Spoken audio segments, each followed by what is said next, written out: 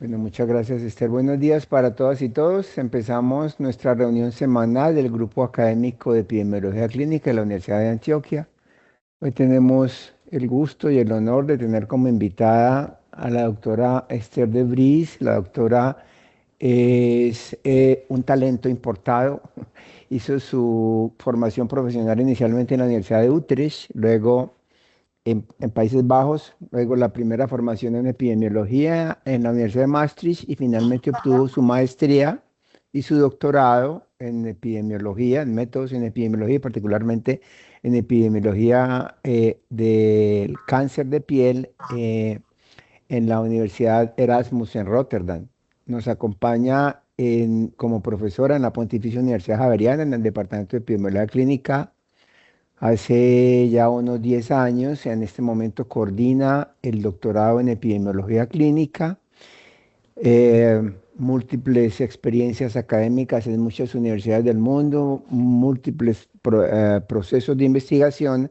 Actualmente es profesora honoraria en Queen's University en Belfast y hoy tenemos el gusto de tenerla acá con la presentación Supervivencia Relativa, ¿qué es y para qué sirve? Bienvenida, Esther, y muchísimas gracias por acompañarnos. Muchas gracias, Fabián, por la invitación, que esta serie siempre es una inspiración. Felicito a la diversidad de temas que siempre logran de muy buena calidad en estas sesiones. Entonces, un honor estar aquí. Y cuando Fabián me pidió que quieres charlar, entonces, dentro de una hora, ¿y qué podemos hacer? Y la supervivencia relativa es un tema que empecé los primeros años, muchos años de mi carrera en investigación, sobre todo trabajando en vigilancia poblacional de cáncer, con registros de cáncer, etcétera, donde este concepto de supervivencia relativa es muy conocida, y me parece una metodología muy bonita, pero noté que fuera de este mundo casi no es conocido, aunque ya existe desde mucho tiempo. Entonces les compartí un artículo que es bastante sencillo, pero comparte muchos diferentes aspectos de cómo interpretar sobre todo tendencias en supervivencia. Aparece también la supervivencia relativa. Y bueno, quiero llevarlos un poco por los principios de supervivencia relativa y para qué sirve. Y si de verdad lo quieren usar, hay que ir más allá a artículos con todas las fórmulas y metodologías y consideraciones, pero ojalá les cogen un amorcito a esta metodología. A ver si. Quería preguntar si es posible que nos viéramos con el niño de toque, es literal, no, ahorita. ¿Alguien puede Este sábado, apagar? ¿me cuentas Hay un cuándo? micrófono, por favor, para que... Sí, gracias. Entonces, empiezo un poquito con los retos que tenemos con seguimiento pacientes. Mis ejemplos son con cáncer, pero esto se puede hacer con otras enfermedades potenciales letales, donde tenemos datos que podemos considerar representativos de cierta población. Después de los conceptos básicos de supervivencia, como un repasito. ¿Qué problemas tenemos con la causa de muerte, que es una de las fuentes importantes que usamos en registros? Eh, Miramos qué es la supervivencia neta, la relativa, que es una forma de la neta, un poquito sobre interpretación de tendencias y llegamos a las conclusiones. Entonces, ¿qué tenemos en Colombia y en muchas otras partes? No estamos únicos aquí en el país, de que es muy difícil el seguimiento a largo plazo de pacientes. A veces ya con cohortes clínicos de 6 meses, 9 meses, perdemos muchos porque cambio de contratación de EPS, la gente no contesta sus celulares, cambian de médico, bueno, muchas cosas que ocurren en que no, nos pierden de la vista a los pacientes, y esto obviamente entre más tiempo desde el momento de inclusión en el estudio que sea, pues más difícil. Para los estudios poblacionales y algunos clínicos, si tenemos previsto en el consentimiento informado que podemos enlazar, en principio es posible enlazar al menos la fecha de muerte, o en otras palabras, saber si alguien todavía vive o no en cierta fecha, enlazar con estadísticas vitales de DANE.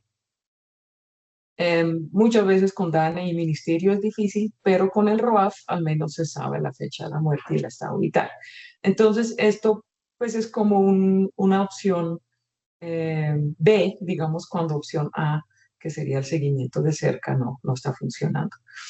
Pero Estadísticas Vitales y RUAF, que están hermanos administrativamente, han tenido muchas mejoras en la calidad, menos mal, en Colombia. O sea, los últimos 20, 30 años, la proporción certificado por médico ha mejorado mucho, la cobertura, o sea, que cada fallecimiento está registrado, está casi completo. La codificación de la causa de muerte ha mejorado por cursos que han dado, pero esto está muy bien, pero el riesgo de esto existe que cuando estamos viendo series de tiempo, no sé, pacientes diagnosticados en el año 2000 versus pacientes diagnosticados en el año 2025 y los vamos a comparar su supervivencia a 5 años o a 3 años o el tiempo que nos interesa, estamos observando cambios y lo interpretamos como, uy, está mejor o está peor de lo que era antes, pero parte y a veces todo de lo que estamos observando puede ser por cambios en la calidad del dato en vez de cualquier otra cosa. Entonces es algo de tener en cuenta mucho, sobre todo si estamos mirando por causa específica. Entonces, esto, pues me imagino que la mayoría sabe, pero solamente para tenerlo repasado, en supervivencia limpia estamos mirando eventos que normalmente son muertes, fallecidos, a veces usamos otros eventos donde siempre hay que revisar bien cómo es el supuesto de que no hay riesgos que compiten en la mayoría de los análisis, pero hoy vamos a hablar solo de muertes para facilitar. El momento de inicio de seguimiento de cualquier sujeto en el estudio, en tiempo cero, en el caso de registro de cáncer, donde yo más trabajo, es el momento diagnóstico del cáncer, pero puede ser el momento de inicio de tratamiento, puede ser el momento de aleatorización, dependiendo del estudio en que uno está ubicado. Siempre tenemos censuras a la derecha, o sea, que no hemos seguido a cada sujeto hasta que falleció, y esta puede ser por razones administrativas. Lo más común es el cierre del proyecto y ya no vamos a seguir más a las personas en el estudio, o puede ser que realmente nos perdimos de seguimiento dentro del tiempo de seguimiento del estudio, porque pues es lo que empecé al inicio, personas que ya no quieren participar, no contestan, cambiaron de proveedor, lo que sea. También existen censuras a la izquierda, en el artículo está explicado muy bonito, que tiene que ver, por ejemplo, con cuando uno hace detección temprana, que se añada tiempo por diagnóstico más temprano, sin que esto, sin tratamiento efectivo, generaría una supervivencia real mejor, o sea, que el momento de la muerte estaría pospuesto, eh, salvo, por supuesto, si uno tiene mejores opciones de tratamiento y con eso mejor pronóstico. De estas censuras a la izquierda no nos estamos tocando hoy, pero importante estar consciente que existen. Y tenemos siempre una escala de tiempo, porque tenemos los eventos y el tiempo hasta el evento. En cáncer normalmente lo miramos a años. Una cosa, yo voy a tratar de estar limpia en mi terminología, pero también soy humana. Nosotros usamos muchas terminologías erróneas en epidemiología. Estrictamente tenemos razones, ¿cierto? La división de algo por algo. Una proporción es cuando esta razón es un numerador que es parte del denominador. Tenemos una tasa, que es una medida de cambio en una unidad, en una cantidad de algo por otra cantidad, la tasa de incidencia, la tasa. Pero estamos siempre hablando de tasas de supervivencia, survival rates, en inglés pasa lo mismo. Pero realmente esta tasa de supervivencia es un número de personas sobreviviendo dividido por el total de personas vivas al inicio del estudio que sea, y entonces no es una tasa, es una proporción. Entonces estamos realmente mirando proporciones de supervivencia como un indicador de la probabilidad de sobrevivir, y también estamos mirando a veces tasas de mortalidad, que es una tasa de mortalidad entre enfermos o en la población en general, que son conceptualmente diferentes, solo para que lo tengan presente. Entonces, creo que todos conocen estas figuras, que son las famosas gráficas de Kaplan-Meier, las curvas de Kaplan-Meier, que simplemente demuestran la probabilidad de estar vivo, de haber sobrevivido a un momento T.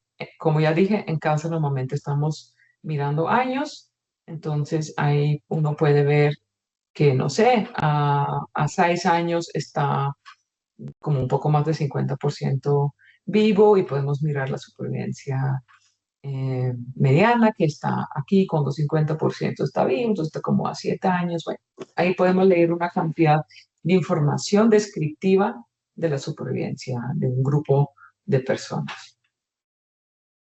Y cualquier causa de muerte en estas gráficas de supervivencia global cuente como un evento. Entonces, no importa si yo estoy interesado en un grupo de pacientes con cáncer de mama, en quienes mueren por mama o quienes mueren por accidentes de tráfico o por Alzheimer o por lo que sea. No, solo el hecho de que falleció es el evento. Es fácil de calcular, muy fácil de calcular, si tienes los datos y necesitas pocos datos, necesitas la muerte y la fecha de muerte y la fecha de inicio, lo que tú definas como tu tiempo cero. Pero tiene esta desventaja que mezcla la mortalidad por la enfermedad con la mortalidad por otras causas y en epidemiología nos gusta conocer un poco más de detalle muchas veces. Entonces, claro, ¿qué pasa? Si yo estoy comparando pacientes, digamos con el mismo ejemplo de cáncer de mama, de una señora con cáncer de mama que tenía 80 años al momento diagnóstico versus alguien con 50 años al momento diagnóstico, con las mismas características del tumor, el mismo estadio, mismo tratamiento, etcétera, pues ¿quién va a sobrevivir esperadamente más? La mujer más joven. ¿Por qué? Porque pues de base se espera que una persona de 80 años tiene más probabilidad de morir que una persona de 50 años. Así también juega por sexo, así también juega por periodo calendario. 0.4%. Sí. Pero, por favor, pueden apagar el micrófono. Pero también las comorbilidades. Y entonces, pues esta es una desventaja que tenemos con la supervivencia global. Existen varios métodos para ayudar en esto. Se puede estandarizar por edad, por ejemplo. Se puede hacer un análisis estratificado, por supuesto. Pero también se puede mirar la supervivencia neta. Y la supervivencia neta tiene como interés eliminar artificial, obviamente es un concepto artificial, causas competidores, causas que compiten, que son causas que compiten, pues yo realmente quiero saber esta señora con cáncer de mama, qué tan probable es que sobrevive su cáncer de mama, que no muere por cáncer de mama. Entonces la pregunta realmente es cómo sería la supervivencia si la enfermedad en el estudio fuera la única causa posible de muerte. Es un concepto, por supuesto, netamente teórico, porque siempre existen otras causas de muerte, pero queremos poder comparar entre grupos de pacientes. Existen, grosso modo, dos versiones de la supervivencia neta: la causa específica, que me imagino que la mayoría conoce, y la supervivencia relativa, que ambos tienen el mismo objetivo, pero usan datos diferentes y supuestos diferentes. Entonces, vamos un momentito a la causa específica y las dificultades que puede tener dependiendo de la calidad del dato y la supervivencia relativa. Entonces, la supervivencia por causa específica tiene como evento de interés no la muerte por cualquier causa, sino la muerte por la enfermedad de interés, que en estadísticas vitales sería codificado probablemente como la causa básica. Las otras causas de muerte, que no tienen relación con la enfermedad, están censuradas. Y hay que tomar en cuenta algunas cosas en el análisis, pero esta es básicamente la manera que uno lo analiza. ¿Y cómo interpreto entonces la supervivencia por causa específica? La probabilidad de no morir por la enfermedad antes de morir por otra causa. Lo que necesito, por supuesto, ya no es solamente el estado vital en la última fecha de contacto y la fecha de muerte en caso que uno falleció, sino, y el tiempo cero, sino también de qué fue causada la muerte. Entonces, pues es muy sencillo. Un paciente, por ejemplo, con cáncer, Puede morir por el cáncer, puede morir por otras causas o puede estar vivo a X tiempo de seguimiento. Entonces hace análisis de supervivencia específica por cáncer. Ahí entran algunas dificultades que tenemos en la práctica con la causa de muerte. Si podemos hacer un seguimiento clínico, probablemente no existe esto, pero eso es muy poco frecuente que logramos tener el lujo de realmente poder seguir a todos, casi todos los pacientes hasta el momento que fallecen. Entonces, en la práctica estamos cruzando con estadísticas vitales. Entonces, puede haber errores, sobre todo en clasificación de la causa de muerte, sobre todo en personas mayores y con multimorbilidad, que tenemos en Colombia y en el mundo, de nuevo, una población que envejece rápido, cada vez más personas con múltiples enfermedades y múltiples enfermedades graves, fuertes, que pueden causar la muerte, que tienen interacciones entre ellos. Entonces, ahí para un médico que tiene que certificar la causa de la muerte, a veces es todo un arte saber cómo lleno este certificado de función.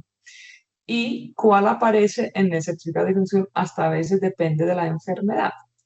Ahí en el tercer punto tengo el ejemplo de cáncer. Cuando un paciente tiene cáncer, pero también diabetes, pero también enfermedad renal, es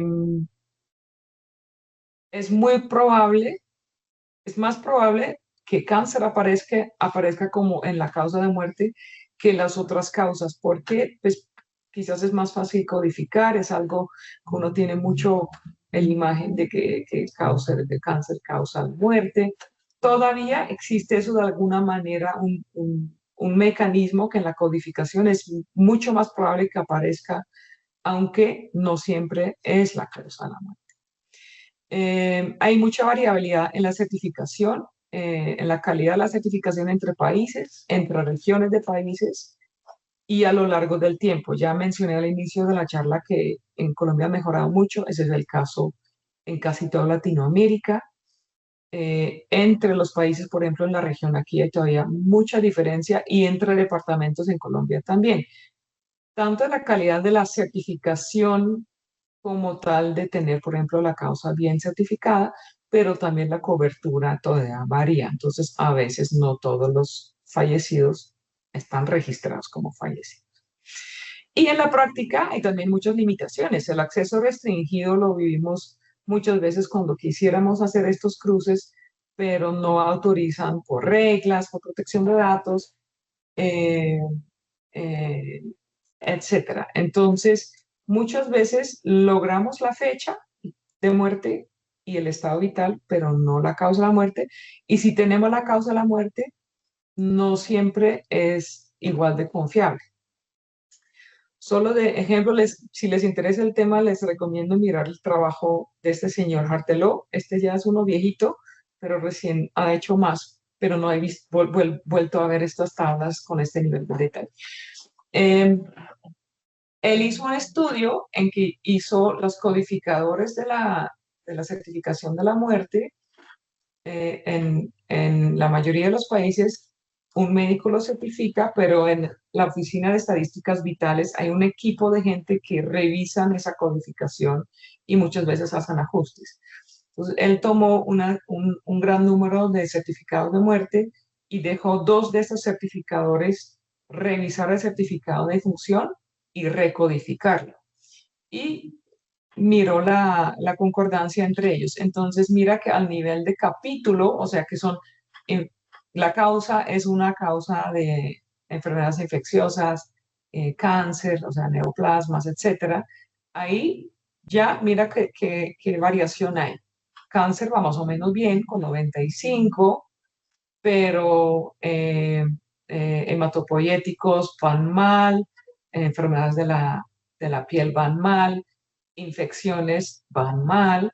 Si cada vez vas a más detalle, esos son los dígitos de serie 10, cada vez obviamente es más difícil codificar correctamente. El que iba bien de cáncer ya va a más nivel de detalle, a 90 y a más Nobel de Italia 87. Pues ahora 87 todavía está bastante bien, pero quiere decir que en una proporción importante tenemos la causa de muerte mal. Y si este es nuestro evento de interés, pues va a influir. Entonces, y en cáncer, ¿qué pasa? ¿Por qué este 95 está mucho más alto que el 87? Porque es fácil saber, relativamente fácil saber que un paciente falleció por un cáncer, pero ¿cuál fue el sitio primario? Es difícil, muchas veces termina quedando codificado la localización de un metástasis. Por ejemplo, un paciente con un cáncer de colon, el tumor hace metástasis al hígado y queda codificado el hígado como el tipo de cáncer, mientras esto es un error. Y en Colombia pasa lo mismo que pasa en Holanda y en el resto del mundo. La calidad de la codificación es variable y ha mejorado. Y entonces, ¿qué podemos hacer? Pues la supervivencia relativa es una solución relativamente fácil. Se compara la supervivencia observada de tu grupo de pacientes de interés con la supervivencia que uno esperaría para este mismo grupo de pacientes si no hubieran tenido cáncer. ¿De dónde sale esa esperada? De la población general. Que la población general es tan grande que aunque dentro de ellos hay algunos pacientes de cáncer, que es de tu numerador allá, pues eso se diluye en la población en general. Entonces, si yo conozco la composición de mi grupo de pacientes con cáncer por edad, por sexo, el año que fueron diagnosticados, etcétera, puedo por cada individuo conocer la supervivencia esperada de ese sujeto y los puedo hacer la razón entre los dos. Entonces, solamente necesitamos saber si falleció o no y cuándo, y no necesitamos la causa de muerte. Entonces, la esperada sale de la tabla de vida de poblaciones y esto nos viene de DANE. Viene del censo, que nuestro último fue en 2018, y del censo salen proyecciones y desde esas proyecciones uno puede calcular las tablas de vida.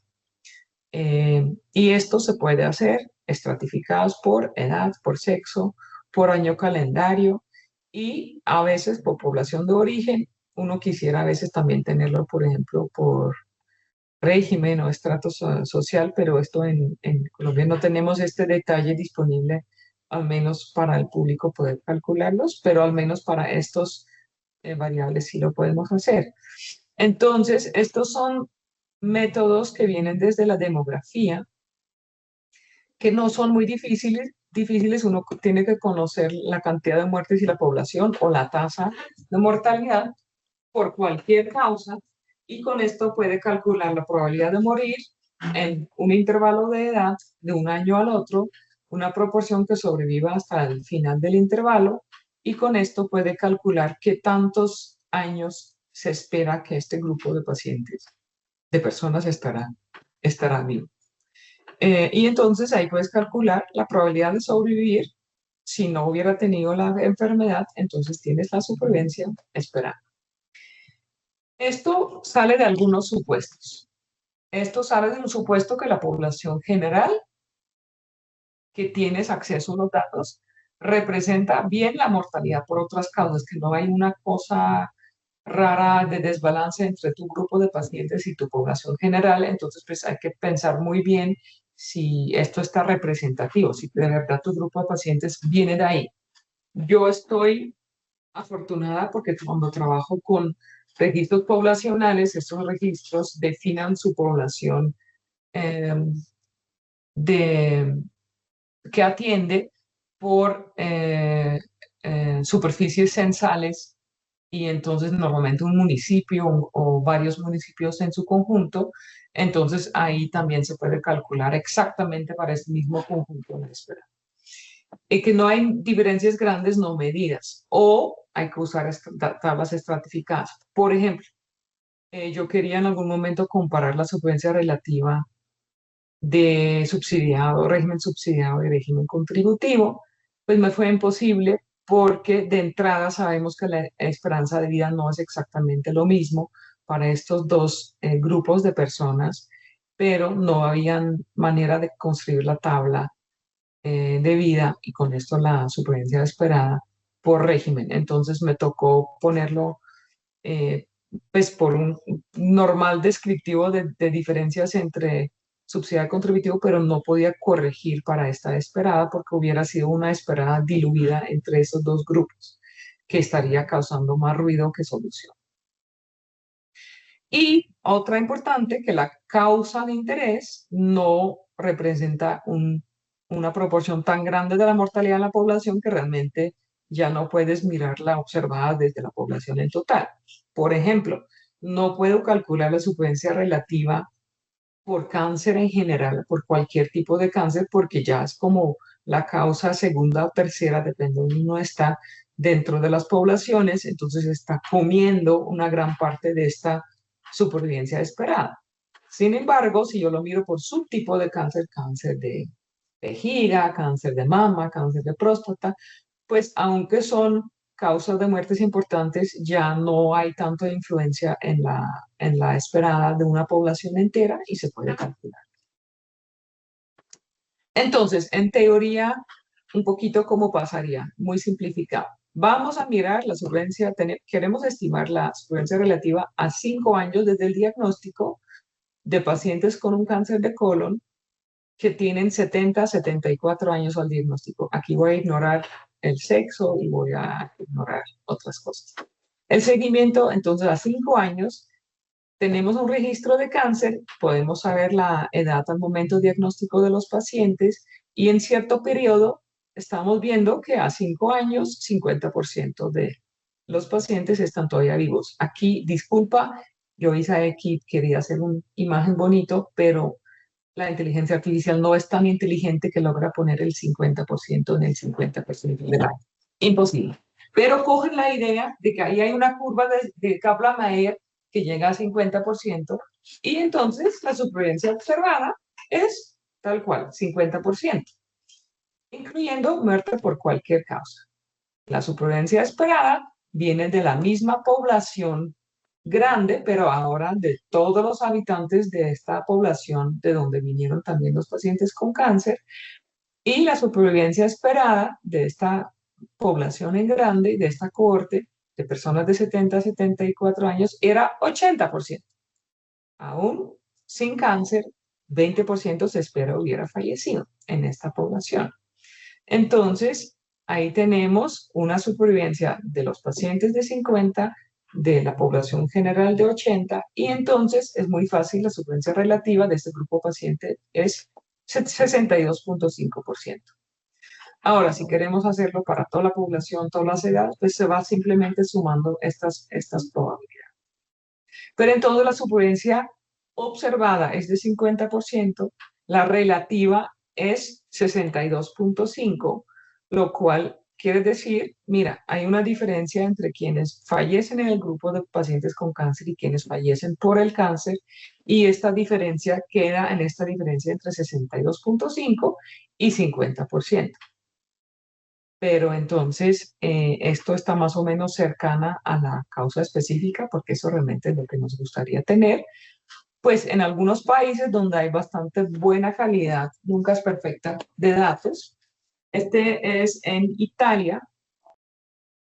Miraron, para que sepan, esos 3 filas de RS es Relative Survival, entonces supervivencia relativa con diferentes métodos que tienen que ver con los errores estándares en los cálculos. Si les interesa, leen la literatura más allá. Hoy no tengo tiempo para esto, pero la supervivencia relativa está alrededor de 93%.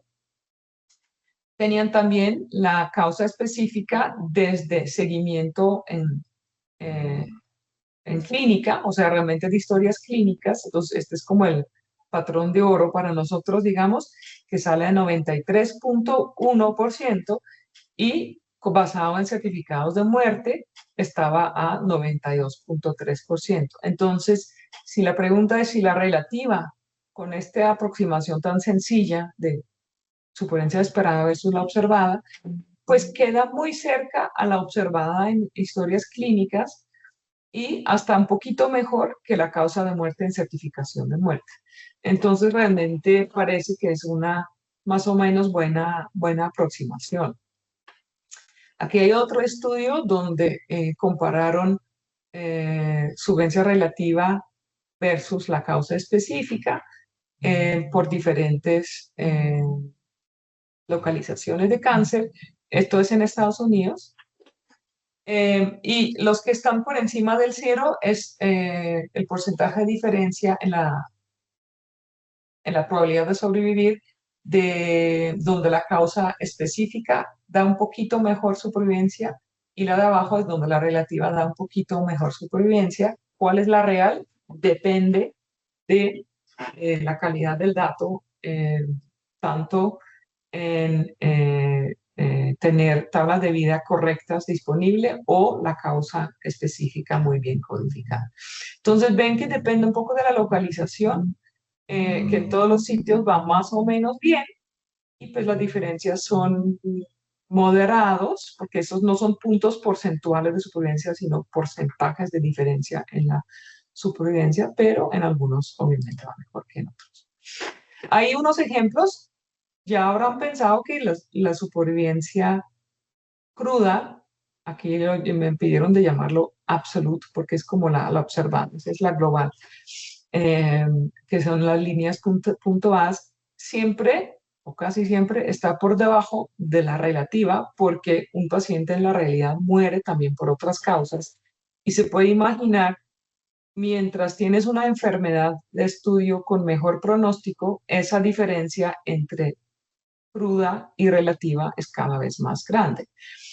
Hay un ejemplo en un tipo de cáncer de piel que es el tipo vasocelular, que realmente casi nunca lleva a la muerte, donde la supervivencia relativa es de hecho por encima de 100%, que esos son pacientes que consumen bastante recursos médicos, que visitan con frecuencia al médico. Con esto quedó su cáncer detectado, pero también están un poquito mejor en su esperanza de vida que la población promedio. Entonces, hasta puede tener supervivencia mayor a 1, que eso es una cosa que normalmente no vemos.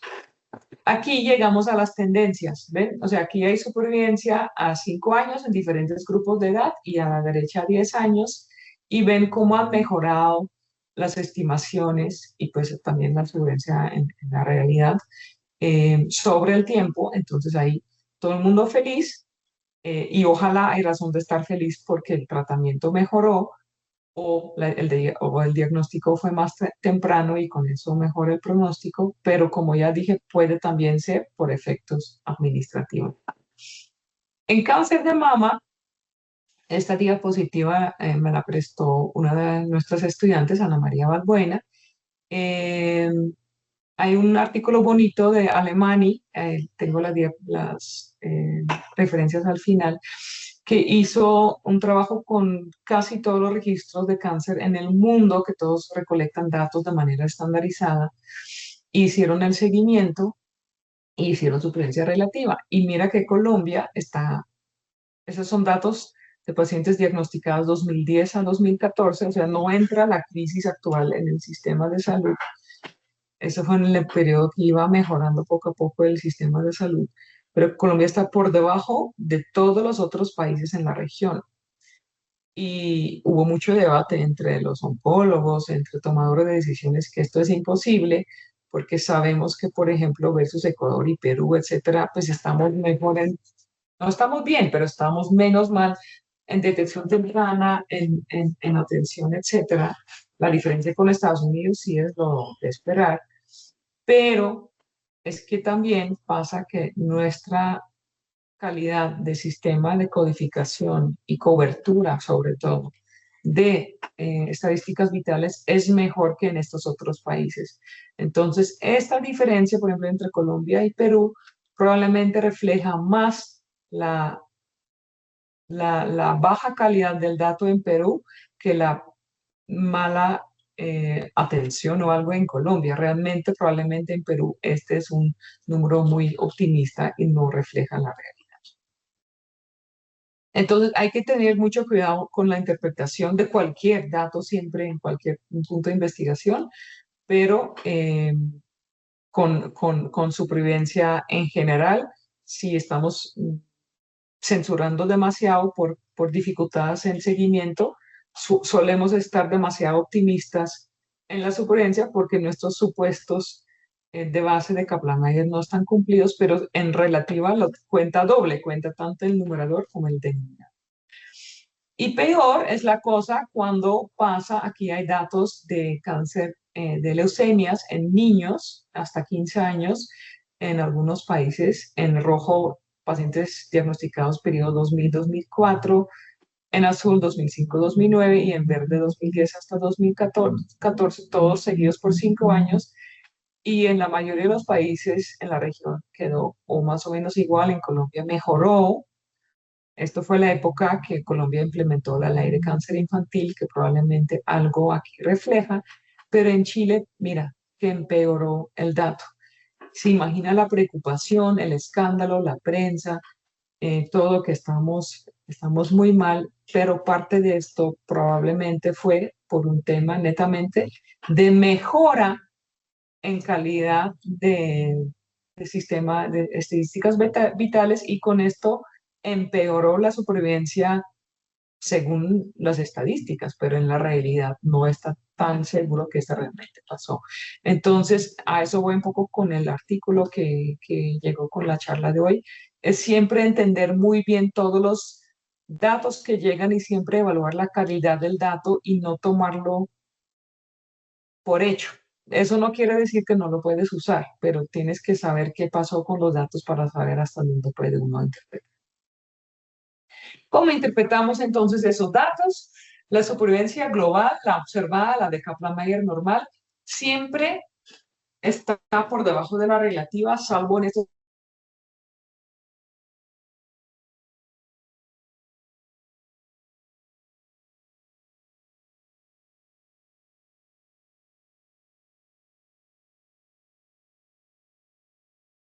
casos.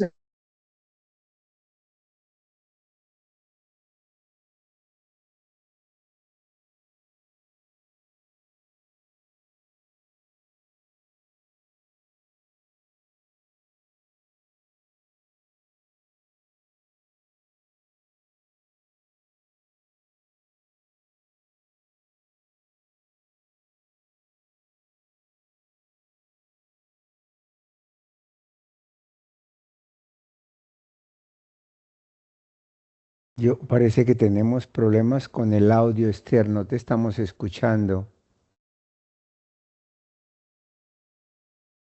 Pues aquí me han salido anuncios continuamente que mi internet está muy inestable, pero parece que también desde la fuente, Esther, te Sí, perdimos.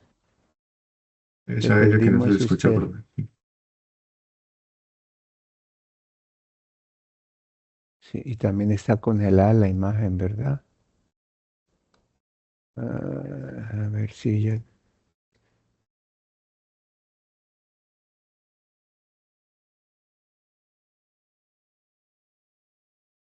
quién sabe si tenga ah, no sé si tenga el WhatsApp en el correo, en el computador, porque sí, se congeló la imagen,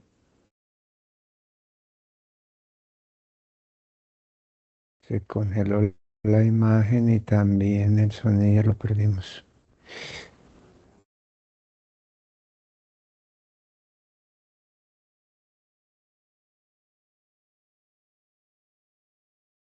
Ya le puse un WhatsApp, pero no sé si lo esté mirando.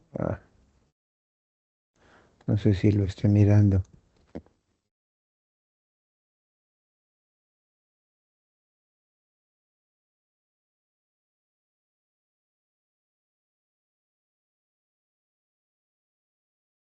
La cosa técnica, sí, es una pesadilla.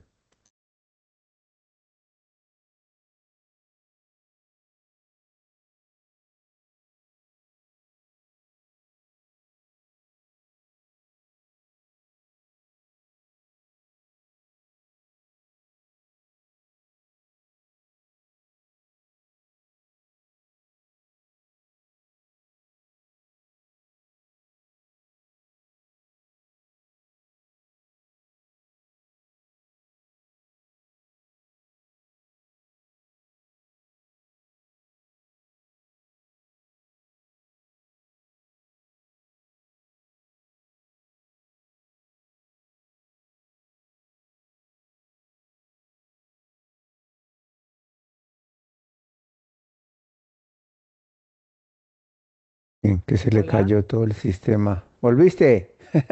Volví, es que se me bloqueó todo. No sé qué pasó. Dame un segundo, perdón. La, la tecnología nos tiene fregados. Sí, ¿hasta dónde me escucharon? Ibas empezando Interpretación. la interpretación, sí. Entonces, ojalá, a ver si ahora sí. ¿Hasta aquí? Ah, yo creo que el anterior. Yo creo que el anterior ibas. Que tengo que tener mucha paciencia porque si voy más de una vez se me va. Yo creo que lo voy a dejar sin modo presentación. Lo voy a dejar aquí. ¿En dónde? La 31, interpretación. La 31, listo. Ok. Entonces, ¿cómo interpretamos? La supervivencia relativa si es igual o muy cerca a 1, no hay mortalidad en exceso de nuestros pacientes de interés. Si es por debajo de 1, hay una mortalidad en exceso atribuible a la enfermedad. En época COVID, de una vez empezamos a hablar de excess mortality, etcétera. Es como más o menos el mismo concepto, pero desde la supervivencia. Eh, y en teoría y en la práctica he visto supervivencias mayores a 1, relativas, pero esos son casos muy raros y son pacientes que tienen una característica en particular. Doctora, Hay que disculpe, tener interpretación, pero la 28. Qué pena. la Ya viéndola aquí 28 completa, veo que era la 28 en la que iba. aquí. Bueno, ahí. Ahí, gracias. Entonces, parte de la mortalidad que estamos mirando siempre, si estamos mirando supervivencia global, viene por otras causas, el envejecimiento normal, otras causas, enfermedades, accidentes, lo que sea. La supervivencia relativa trata de eliminar esta mortalidad de fondo en otra manera que lo hace la causa específica, que la causa específica es muy buena cuando tienes acceso de datos de buena calidad. Y esto no siempre es el caso. Entonces, la supervivencia relativa evita esos problemas de causa de muerte, es robusta en datos de registros, es en vigilancia de cáncer ya como estándar, permite comparaciones internacionales mucho más fácil porque casi todos los países tienen estadísticas vitales cada vez de mejor calidad y permite seguir tendencias en el tiempo, mientras hay que tener, como ya creo que he dicho, hay que tener cuidado con su interpretación y no sobreinterpretar que esto es automáticamente por cambios en la atención, sino puede ser por cambios de atención, también puede ser por cambios en calidad del dato. Es útil cuando tienes estudio de representatividad poblacional de pacientes. Por ejemplo, uno de nuestros estudiantes de la maestría en bioestadística usó este método para pacientes trasplantadas que ella podía como argumentar que su grupo de pacientes muy grande que tenía, pues realmente venían de un grupo representativo para la población y ahí podía calcular la supervivencia mientras no tenía acceso a la causa de muerte eh, de sus pacientes. Pero no sirve en estudios de un solo centro. Si yo tengo, aunque sean muchos, si tengo 500 pacientes de cáncer de mama de aquí al hospital de la universidad, no me sirve porque estos pacientes no vienen de la población, no son representativas de la población general de su edad y sexo. Tienen algunas características que hacen que vienen a este hospital y no a los otros. Entonces, hay que pensar si tus datos tienen razonablemente representatividad de tu población de base, geográficamente definido, me refiero. Eh, y si esto lo puedes asumir, pues ahí es una opción interesante y necesitas confiables estadísticas vitales. Bueno, aquí ya hice un pedacito que cómo se interpreta, pero hay que tener cuidado que la supervivencia relativa no te está dando un pronóstico individual de un paciente, como pues en general la supervivencia no lo da, eh, y no tampoco la probabilidad real de un individuo de morir por la enfermedad, porque pues la realidad es que el paciente muera a veces, hubiera muerto por la enfermedad 6 meses después de que murió por una infección o por un accidente o por lo que sea. Entonces, eso es de tener cuidado. ¿Cuándo uso cuál enfoque? La causa específica, cuando tengo los datos, cuando tengo buena calidad y cuando tengo acceso, pues adelante, la causa específica.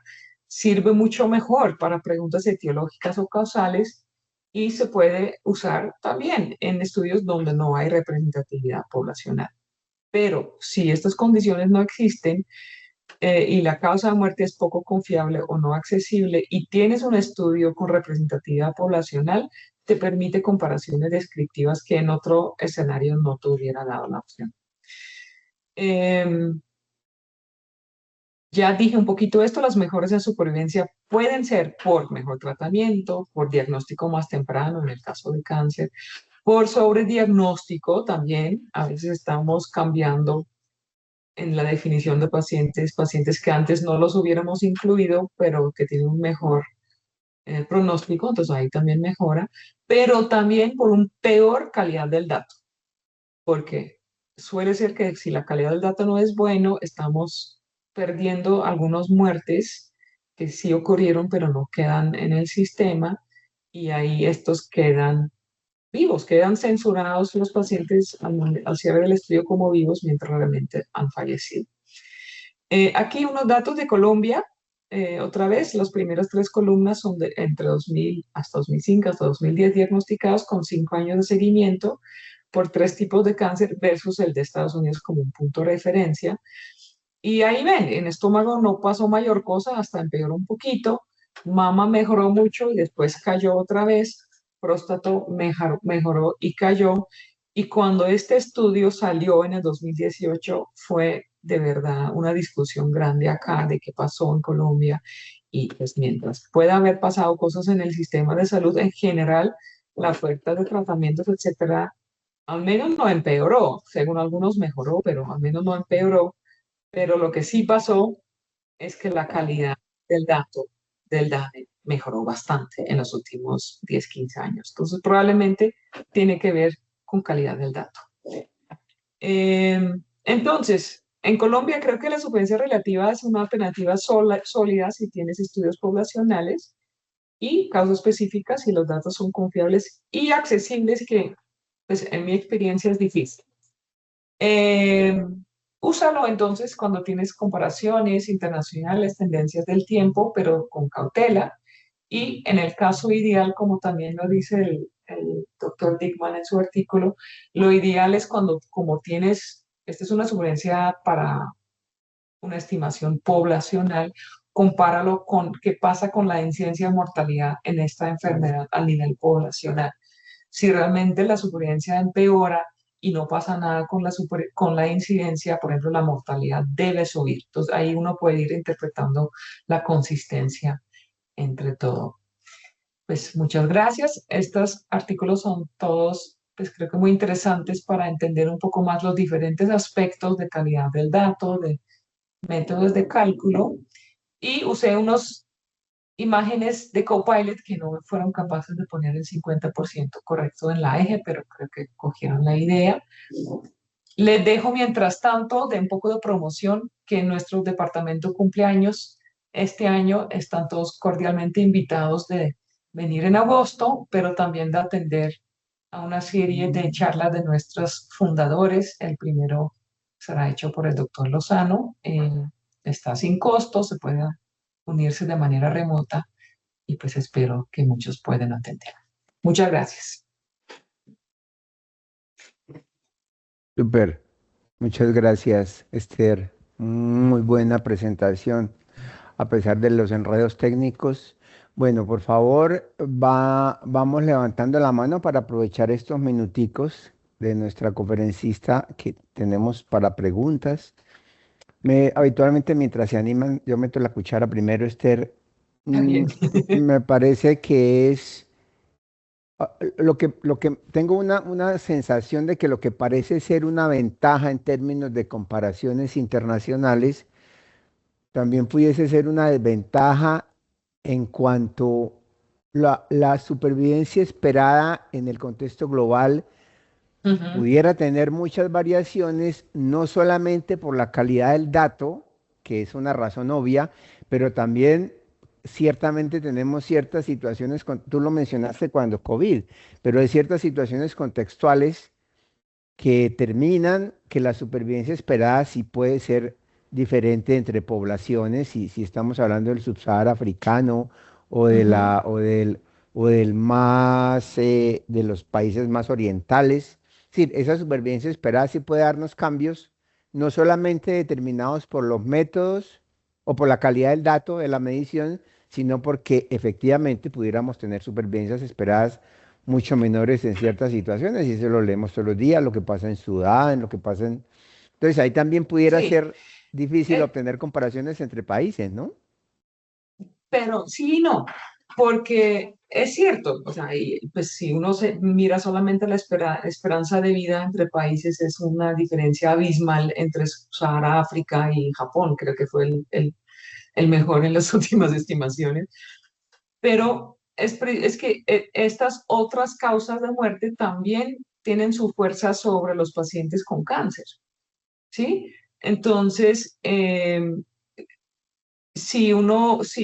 o sea, la probabilidad de sobrevivir lo corriges para esta esperanza esa esperanza de vida y pues estas otras fuerzas de causas que compiten juegan, pero también juega que en esos países normalmente los recursos en salud, etcétera, no son muy buenas. Entonces, igual la supervivencia también por cáncer normalmente, como nosotros estamos por debajo de Estados Unidos, hay países que están muy por debajo de nosotros, digamos, en supervivencia de cáncer, pero en la práctica, en los estudios donde lo han comparado, más o menos va bien. Obviamente no es perfecto, pero es en el mundo donde no podemos tener algo diferente, nos da algo que más o menos funciona para, como un benchmark, digamos, como lo dicen en inglés. No tengo la palabra en español correcta. Acá, vale, muy bien, muchas gracias. Bueno, damas y caballeros, levantan la mano, por favor, para las intervenciones, para las preguntas. Ah, esta de la presentación de Juan, bueno, ahí está. De pronto pudiera mandarme un correo, es ser para yo difundirlo en la red. Claro que sí. Yo te mando un correo que apreciamos si lo puedes difundir en la red. Buenísimo. Yo ahorita te mando el correo. Mm, Porque aquí también tenemos estas cosas de los QRs. Esos Ay, QRs a pero veces nos toman el pelo. Bueno, Daniel Camilo y Héctor Iván, adelante. Hola, Esther, buenos días. ¿Cómo estás? Un gusto saludarte. hola Daniel, dentro de poco 2 veces, qué bueno. Ah, sí, sí, sí. Yo no sé, me perdí la pregunta o las inquietudes de Fabián, me desconecté un momentico. Y era con relación precisamente a esa población esperada, ¿cierto? Para Ujú. Colombia serían los datos del DANE, pero nuestro censo, el último fue que 2018. Entonces, Sí, hasta qué punto esas comparaciones con esos datos de censos no están generando ahí de pronto una subestimación de esa supervivencia relativa tal vez? ¿Y por qué no usar de pronto finalmente una población estandarizada de la Organización Mundial de la Salud? En el fondo, saber cómo está nuestro país contra ese referente y cómo están los otros países también permite pues una comparación más de tipo política pública o más de tipo de salud pública, no tanto a un nivel tal vez más clínico como pudiera ser el objetivo de estos análisis. pues Entonces, esto esto tú te refieres como parecido a cómo hacen las estimaciones de esperanza de vida con un estándar que dicen, pues, exactamente, recordando un poquito esas clases de ajuste de tasas de hace tiempo, pero es más eso, ¿cierto? Porque nuestros datos pues ya son tal vez muy desactualizados, los sistemas de salud han cambiado, las prácticas clínicas, diagnósticas, etcétera. Entonces, ¿hasta qué punto utilizar esos datos no está generando ahí un sesgo en esa supervivencia relativa? no, pues ahí no se puede hacer un estándar. Sí se puede estandarizar, por ejemplo, por edad. Existen poblaciones estándar de pacientes con cáncer para supervivencia. O sea, ahí ya es otro mundo. pero preciso como uno quiere corregir para la mortalidad de base en tu población, que esto va a variar mucho de población en población, hasta dentro de Colombia. En La Guajira va a estar diferente a Bogotá, que va a estar diferente a Chocó, ¿sí? Eh, entonces, es preciso por eso que uno tiene que tener eh, la probabilidad de morir o de realmente de no morir de tu población. Eh, es cierto que nuestro censo fue 2018, ya fue hace un ratico, DANE ha hecho extrapolaciones, actualizaciones, estos son los que estamos usando, pero es cierto, entre más lejanos estamos del momento del censo y todo con COVID que pasó, migraciones, etcétera, esto empieza a sufrir un poco más. Por ahora estamos ok porque los registros de cáncer están en este momento en recolección de datos de 2009, 2020 de diagnóstico, entonces ahí con el seguimiento, pues estamos todavía bien, pero en algún momento esto va a jugar, sí, que el censo ya empieza a estar desactualizado. Pero siempre la recomendación es buscar la población de tu ciudad en lo posible. Ahora, nosotros normalmente podemos tener o sea, DANE nos puede proveer con datos a nivel departamental. Fabián Gil, el estadístico compañero de aquí del departamento, hizo su tesis en esto y comparó. Él sí trabajó en hacer eh, sus esperanzas de vida, etcétera, al nivel municipal, departamental y nacional y qué tanta diferencia hay. Y realmente los departamentales están funcionando bastante bien para donde tenemos los registros, que es en Medellín, Bucaramanga, Pasto, Manizales, Cali y Barranquilla. Eh, pero sí, o sea, tiene la razón en términos de lo del censo, pero la población estándar mundial no va a funcionar porque la mortalidad de base en cada población es preciso donde que queremos corregir. Gracias, Esther. Muy bien. Profesor Héctor Iván, adelante. Esther, muchísimas gracias por la presentación. ¿Qué opinas de bueno, ya hablaste un poco de que los registros poblacionales de estas ciudades están funcionando bien. No conozco mucho cómo haya avanzado o en qué haya quedado el registro de Antioquia, pero ¿qué opinas de la utilización de los datos de la cuenta de alto costo? En la cuenta de alto costo se puede para algunos cánceres hacer esto más o menos bien. Eh, por ejemplo, probablemente cáncer de mama, como un ejemplo, probablemente queda más o menos completo en la cuenta de alto costo. Lo que hemos estado mirando en lo que esperamos en número de casos que hay en el país versus lo que queda notificado a la cuenta de alto costo, es que, por ejemplo, cáncer gástrico faltan como 30% de los casos, no quedan notificados, probablemente porque tienen un pronóstico tan malo que mueren muy rápido que no hay incentivo para los EPS de notificarlos. Aunque deberían, etcétera, pero pues obligación no es garantía que funciona. Entonces, hay que mirar un poco situación a situación. Por ejemplo, enfermedad renal crónica seria en cuenta alto costo probablemente está bastante completo porque pues, esos pacientes son muy costosos y a los EPS les interesa reportar por el sistema de remuneración que reciben. Para pacientes que mueren muy rápido, es difícil para las EPS primero saber que esos pacientes los tienen, porque a veces ni siquiera lo saben. Yo sé que le piden a los hospitales de decir, oye, ¿cuáles pacientes nuestros están donde ustedes? Porque nosotros no sabemos.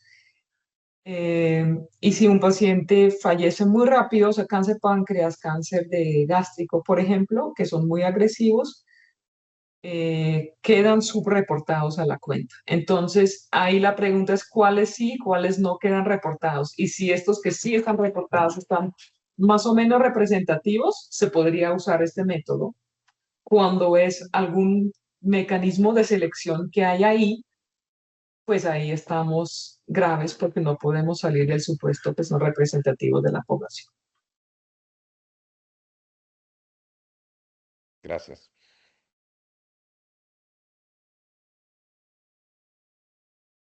Muy bien. Tenemos, si no tenemos, sí, profesor Carlos Atencia, adelante.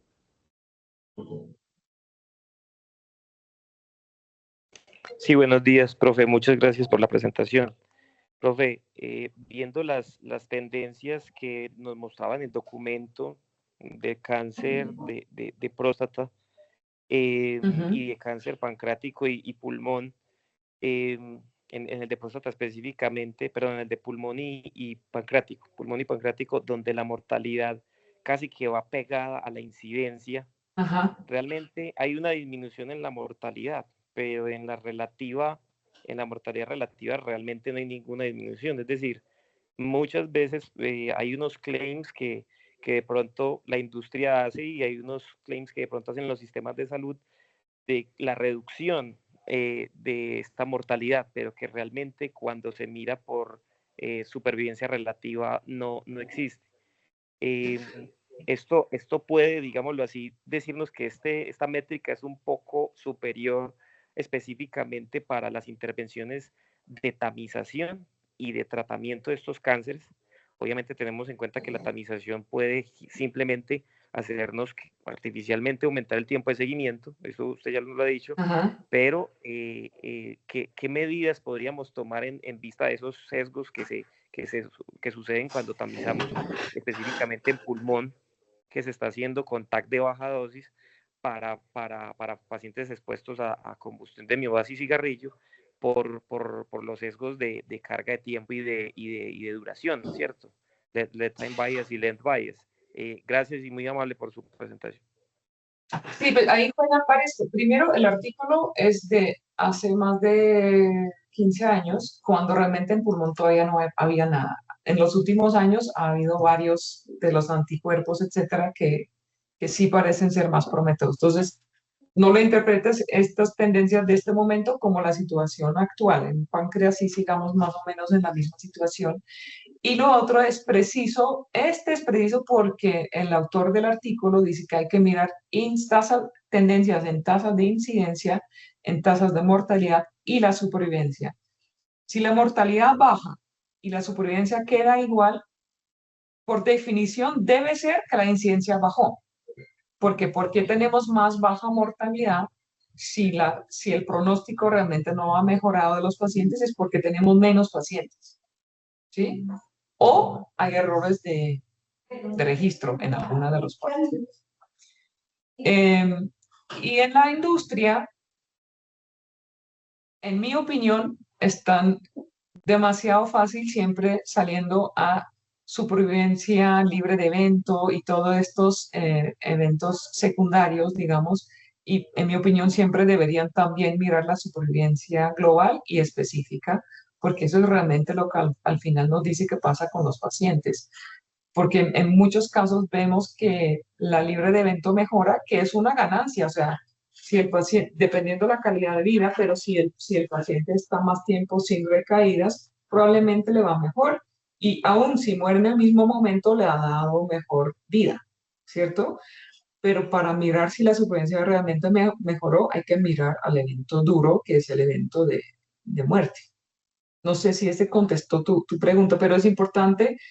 Mortalidad debería pasar algo en la población, pero dependiendo de qué pasa con la incidencia. Sí, precisamente era eso, porque la supervivencia libre de progresión muchas veces se define bioquímicamente para ciertos cánceres, ¿cierto? Próstata con PSA o mieloma múltiple con cadenas ligeras, y no necesariamente eso importa para los pacientes, ¿cierto? Exacto. Sí, en la industria acuerdo. hay que tener cierta reticencia y cierto cuidado con la interpretación de los ensayos y lo que finalmente están diciendo que sucede realmente, lo que proclaman ellos que se sucede con la intervención. Muchas gracias. Vale, muy bien. Estamos de acuerdo. Bueno, nos pasamos 5 minuticos, pero valió mucho la pena. Esther, muchísimas gracias. Fue una presentación muy buena y aprendimos muchísimo. Nos vemos en No, 8 días. Muchas gracias para Esther y para todos por su participación. muchas gracias, que tengan un muy buen día.